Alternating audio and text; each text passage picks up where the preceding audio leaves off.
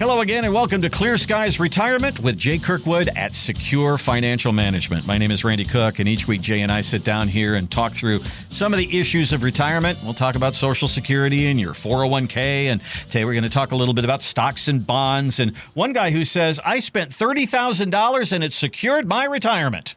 Well, what did he do? We'll find out. That's all coming up. Pretty good deal for $30,000. I guess so. How are you doing today?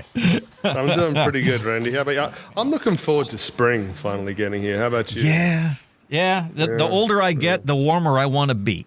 There you go. Right. Yeah, my tolerance for winter keeps going down. That's for sure. All right. Well, this is the time of year when everybody's thinking about taxes because, hey, if you're getting a refund, you're probably still messing around, or maybe you're not getting a refund and you're pushing it off to the last possible moment. But there are some different things that are happening this year, especially for retirees. And we heard about the big, beautiful bill, and we heard about how President Trump said he didn't want our seniors to pay taxes on their Social Security. So he didn't really get it to the point where he wanted it, but we do have a new $6,000 deduction if you're 65 and taking Social Security. So for a couple, that's $12,000. That seems like a pretty good deal. But Jay, with every single little benefit that we see, some of these benefits do go away the more money you make. So it might be a little bit of a disappointment here. What do you see as far as people taking advantage of that particular deduction? Well, it just adds one more layer of complexity into the whole retirement game, doesn't it? You know, we talk a lot here about, all right, we've got to manage for our RMDs. We've got to manage for our taxes. We've got to manage around IRMA, which is Social Security surcharges. And, well, now we've got one more thing here that we have to try and manage around, which is, you know, making sure that what this is designed to do is effectively make Social Security tax-free, right? That's what they're trying to do here with this. And it adds one more layer. And one of the discussions we've been having with clients now is, you know, I talk to you a lot about do not wait until you're 73 or 74 or 75, whenever your required minimum distribution age is. Don't wait to start doing your planning then. That planning should have happened 10, 15 plus years ago, so we can manage around a lot of different things with Roth conversions, avoiding Medicare premium surcharges, etc.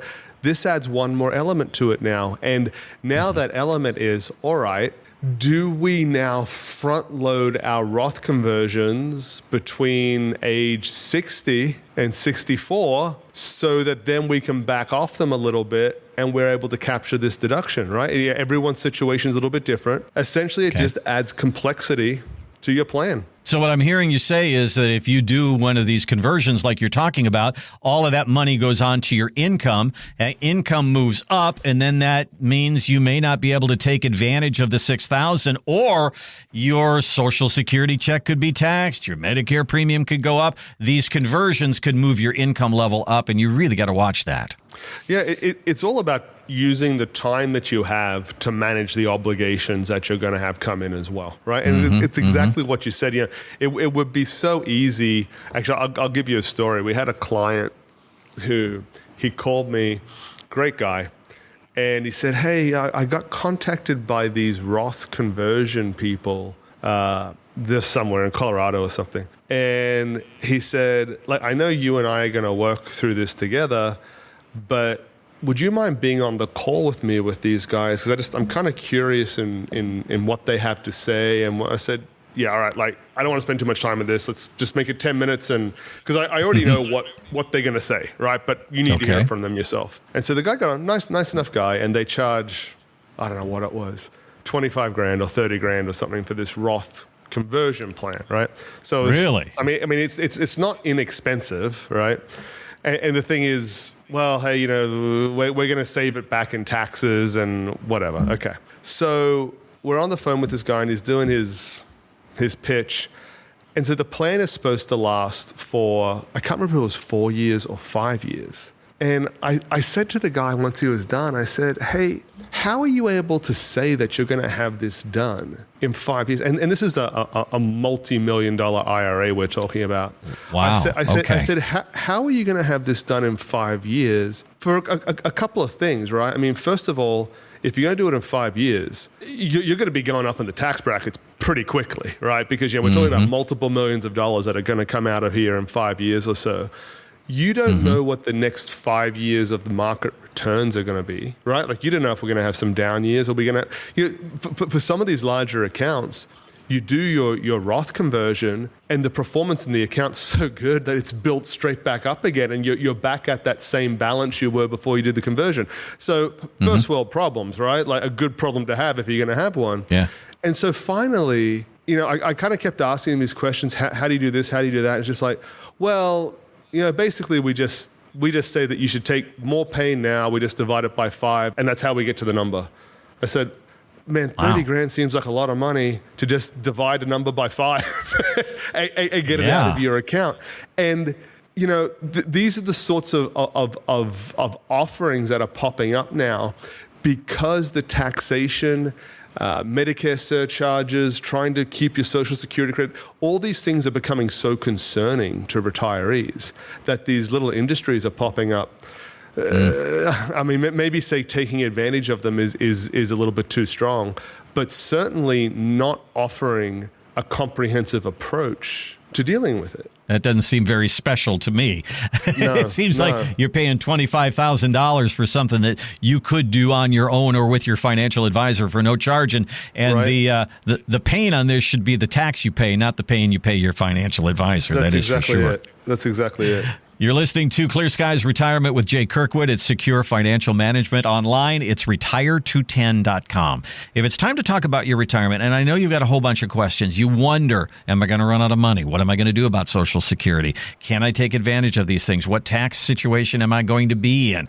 Am I going to have that tax time bomb when I have my 401k money? All of that stuff. And we hear about it all the time, and I bet it's got you a little shook. So why don't we give you some confidence going into retirement with a meeting about your retirement, specifically about your facts and figures. Retire210.com is where you can start. Go find Jay online, and you'll see his process there. If you go down to the bottom of the page, you're going to see his book. It says Wall Street's Game. If you sign up for an appointment, we'll get you that book at no charge, and try to open up some of the things that are out there for you. 210-985-6200 is the number. 210-985-6200 to talk to Jay and start getting real serious about the numbers and your retirement. So we hear about, if you go online and you look about retirement, you're going to see something about a 60-40 portfolio, which has been kind of a generic kind of thing that's been used for years. 60% stocks, 40% bonds. Well, interest rates had continued to go down, and probably will continue to go down. So now we're starting to see stories about how bonds are kind of falling out of favor. The people at BlackRock, a big investment organization, says bonds don't offer the portfolio ballast that they once did. Bonds are not the shock absorber that they once were. So what is it that bonds, what are they supposed to do? Why are they falling short?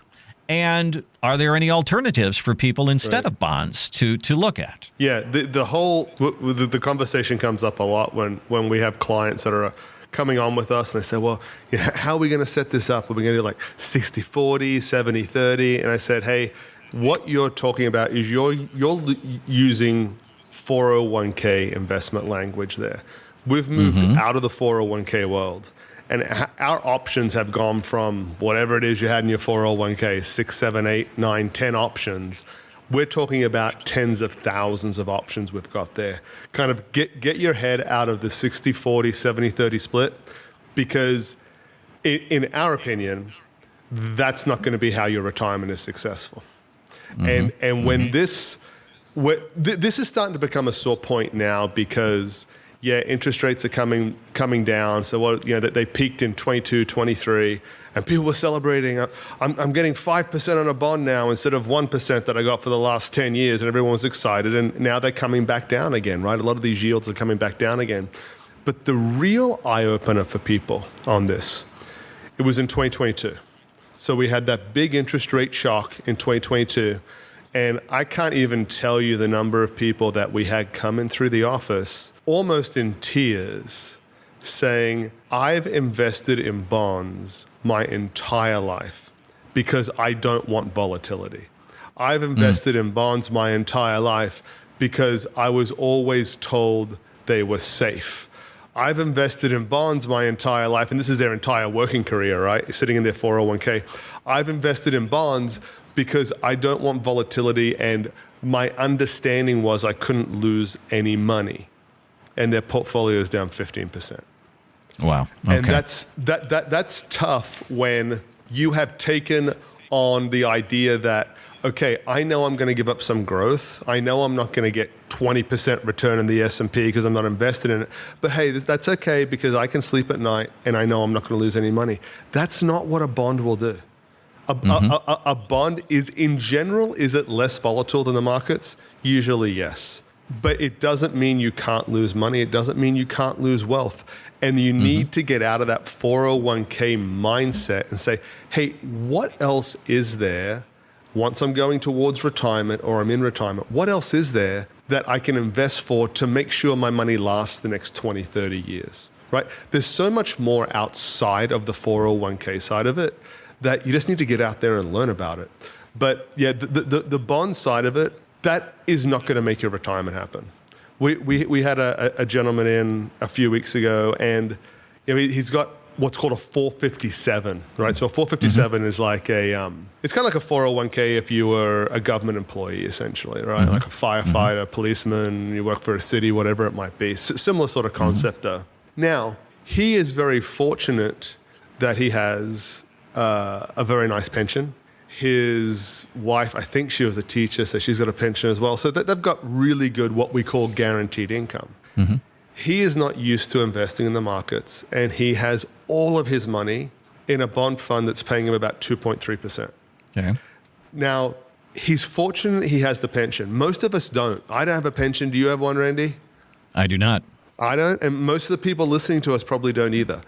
That 2.3% on that bond fund, on that fixed fund, that will not cut it for the rest of us for retirement, right? Like our retirement is likely not going to be successful if we're relying on that. And so opening up that door to what else is out there is going to be so important. You're listening to Clear Skies Retirement with Jay Kirkwood at Secure Financial Management. As the economy changes, as the markets change, as the need for certain things, I mean, right now there's a lot of baby boomers that are retiring, so there's a lot of products that are moving toward giving them income and things like that. There are things that are going to change, and to explore those, it's not all stocks, bonds, and mutual funds anymore.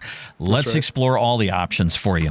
Here's the number and here's the website. It's retire210.com. Retire210.com. Check out Secure Financial Management today. Down at the bottom of the page, you're going to see the book that Jay wrote called Wall Street's Game. And it kind of shows you a little bit about what you're up against, not only in markets, but also the financial industry as well, kind of diving into that a little bit. Get you a free copy of that. Give Jay a call. Let's get a date on a calendar. 210-985-6200. 210-985-6200. All right. Somebody wrote into the Yahoo Finance group here and said he spent $30,000 and secured his retirement. What did he do? One of the things that he was really hung up about, his big worry was long-term care. Maybe he had a parent or a grandparent that had dementia or something like that. He goes, man, if this is in my family, I have got to get this taken care of. So he bought a long-term care policy, a hybrid long-term care policy. And he said, once I checked off that box, I felt like my retirement was made. I felt I could become more aggressive with some of my other investments. I had fewer worries. Okay, what's $30,000 doesn't seem like a lot of money when it comes to long-term care. What happened here, and should he feel as secure as what he seems to feel? Yeah, well, that's what, like I said before, $30,000 is a heck of a deal if it secures your. This is what he's talking about here, and I'll start this by saying this is such an important topic that we're doing a webinar in the next couple of weeks for our clients on this topic and what we're going to talk about here. But long-term care is a bit of a conundrum for a lot of people. So, like most insurance, you're kind of making a bet against yourself, right? when you take any of this insurance out. And the long-term care market, it's the traditional long-term care market where I'm saying you pay a premium, right? And you have some sort of long-term care guaranteed to you if you need it. It's just not practical for most people. It's so expensive. There's so few carriers out there right now that for most people it's not practical. And these hybrid products are moving into the market, and they're really filling the void for what a lot of people need, to the point that a few years ago, I actually got my mom set up in one of these. And this is what the issue was, right? She is like most people. She's like, hey, I don't want to pay premiums for a long-term care policy for my whole life, hopefully never use it. And then if I don't use it, the insurance company's kept all the money. I get nothing. You and my kids, you don't get anything either. This filled the void for that. And touching one more time on the traditional long-term care market is what really makes it difficult is that with most of these policies that you get with the traditional long-term care market, the premiums are not fixed. And that's really where a lot of the issue comes. So with life insurance, if you or I went and got life insurance tomorrow, and it's $500 a month, and well, it's kind of high, but at least I know that's what it is, and I can budget for it. With long-term care, most of the time, those rates are going up every year.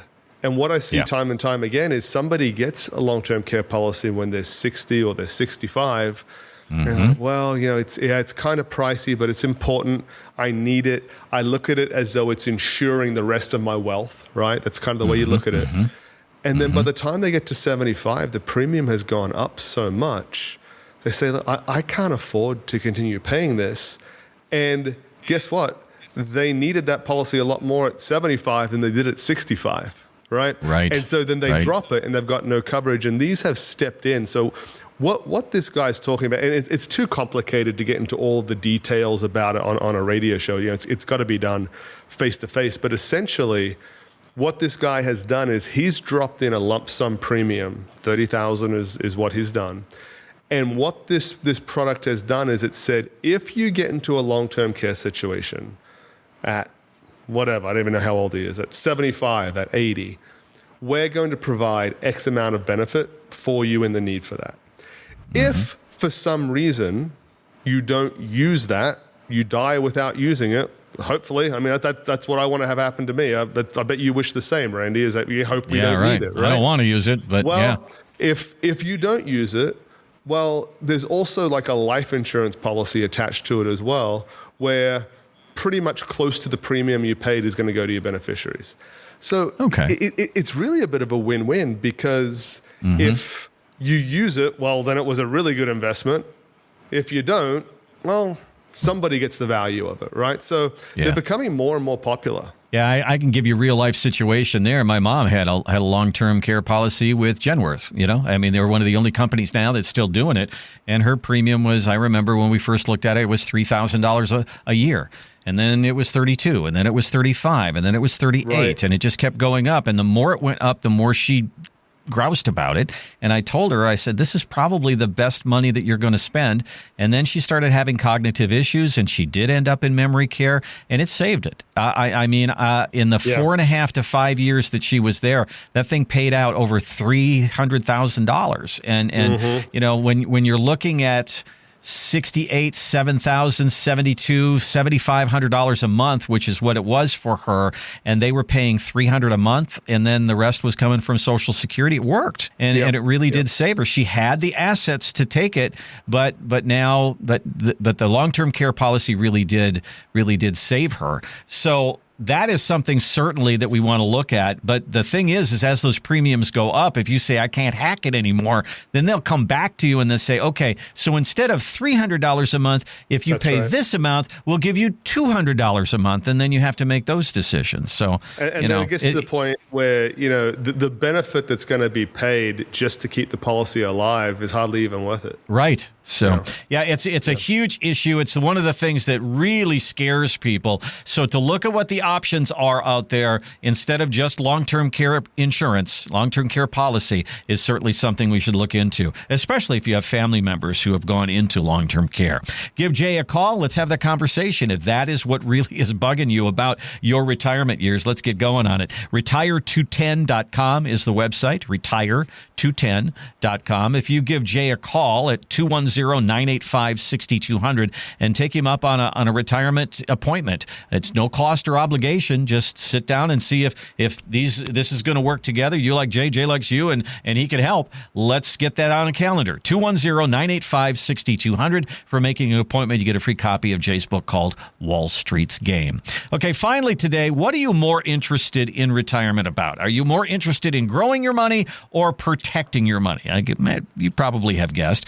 The people at Global Atlantic did a study between ages 55 and 75 and found that 60% of people would rather protect their money than grow their money in retirement. How do you find the balance? Because I got to believe that, just like you say, somebody who had a great pension, but they were only growing their money at about 2%, they're probably going to be okay. But somebody else who didn't have the pension, they're going to have to grow their money a little bit more to make sure they're successful in retirement. How do you find that balance? Yeah, and that's for most people. We talk about a lot how less and less of us have pensions, right? Is that, back in the day, a pension was a bit of a staple of where you worked. And, probably really in the 80s and 90s, those started going away and the responsibility got put on us to figure out how we're going to fund our retirement. And for most of us out there that don't have these pensions, a good balance of growth and preservation is going to be vital. Because we talked a little bit earlier about I had a visit with a couple who they had $12,000 a month coming in between their two pensions. Who wouldn't kill for that sort of retirement income coming in, right? Yeah, and another fantastic. couple of million sitting in a retirement account in a fixed fund earning low 2%. And while not ideal, like go out and grow that money, why wouldn't you? You've got so much guaranteed income coming in. It's not going to derail their retirement because they've got that guaranteed income coming in. But for you and me, and for a lot of people listening to us right now, a 2% growth rate on your retirement funds is not going to cut it. Right. It's just not. When we've got, you're actually going backwards. Inflation is, let's call it 3%. If we're making 2% on our money and we're drawing down also on it to fund our retirement, you're going backwards at a very fast pace. And why do people go into those fixed funds, those secure things? Well, it's, hey, I can't take too much risk. But this is what's really going on in retirement. You retire and you say, well, I do want to grow this money, but I can't stick my neck out there too far. I would like to have some income. I'd like to have some dividends. I'd like to have some downside protection. You're wanting a lot of things. And it's not that you can't have that, but you need a platform that can offer you all those things as well. Yep. And the reason people struggle with their retirement a lot of the time is they've been in a 401k and they've had their money in there and they're stuck with those dozen or so options. And while you're younger and you're accumulating money, yeah, that's fine. Go and stick it in the NASDAQ. Go and stick it in the S&P, and you've got 30 years before you're going to need it. No problem. Once you've accumulated that wealth, once you've got a couple $1 million and you're trying to fund the next 20, 30 years of your life, you need far more sophisticated plans that's going to be available to you than in that 401k. Finding that balance of risk and growth, finding that balance with income and protection, it's a bit of a trick, and it's going to be different for everybody. It's going to be different for you than it is for your parents and your brothers and sisters. And so let's figure it out, your particular retirement plan, your risk level, your income, what you need in retirement. Let's build a plan specifically for you. Here's the number. Here's the website, 210-985-6200. 210-985-6200 or retire210.com. And remember to have this podcast delivered straight to your favorite podcast platform by hitting like, follow, or the subscribe button. Thanks again for listening to Clear Skies Retirement, and we'll see you next time. Investment advisory services offered through investment advisory representatives at Secure Financial Management, a registered investment advisor. Exposure to ideas and financial vehicles discussed are not designed nor intended to be applicable to any person's individual circumstances. It should not be considered as investment advice, nor does it constitute a recommendation that anyone engage in or refrain from a particular course of action. Past performance is not a guarantee of future results. Investments can fluctuate, and when redeemed may be worth more or less than when originally invested. Financial professionals are not licensed in all 50 states. To find out if Secure Financial Management is licensed in your state, please contact their office. Secure Financial Management is not affiliated with nor endorsed by the Social Security Administration or any other government agency. Annuity guarantees rely solely on the financial strength and claims paying ability of the issuing insurance company. By contacting us, you may be provided with information about insurance and annuity products offered through Wholesalers Insurance. Jamin J. Kirkwood, Texas Insurance License number 1421850.